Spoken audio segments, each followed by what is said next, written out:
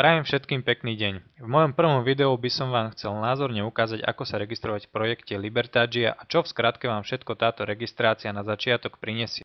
Keď sa zaregistrujete, stávate sa automaticky bronzovým členom. Je nutné upozorniť, že registrácia je úplne zadarmo a ďalej dostávate prístup ku novej sociálnej sieti Liveinbox s 10 GB úložného priestoru, ktorú táto firma vytvára a propaguje, a samozrejme ju propaguje hlavne pomocou nás registrovaných. Ako som už povedal, pri registrácii nemáte žiadne vstupné náklady, v podstate si zarábate sami na seba, prípadne si za svoje zarobené peniaze môžete kúpiť ich produkt, s ktorým budete zarábať viacej. Tým myslím napríklad vyšší level paketu.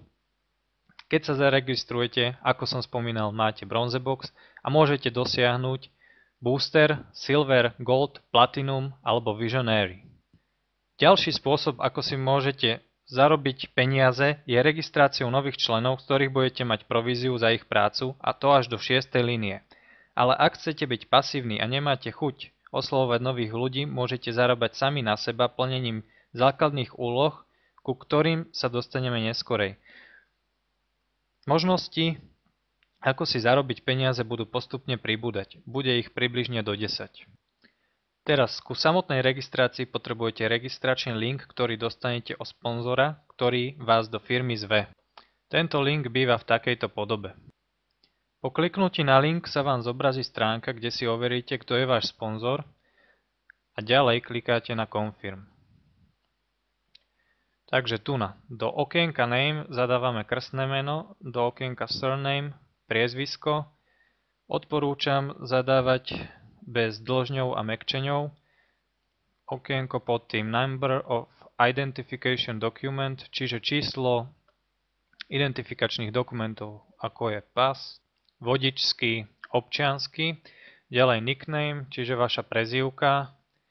Potom e-mail, potvrdiť e-mail. Býva tu problém so zadávaním zavináčov. Ja som to riešil pri svojej prvej registrácii tým, že som si premenil klávesnicu zo slovenskej na anglickú a tým, že som stlačil ľavý shift, ľavý alt a pod číslicou 2 je práve zavináč. Tým istým spôsobom zmeníme aj klávesnicu z anglickej na slovensku. Ďalej potom už len heslo, potvrdiť heslo, bezpečnostný kód, písmenka, číslice opísané z tohoto okienka a submit. Potom ideme na My Account. Tu zadáme svoj e-mail, heslo, potvrdíme login a toto je všetko ku registrácii. Majte sa.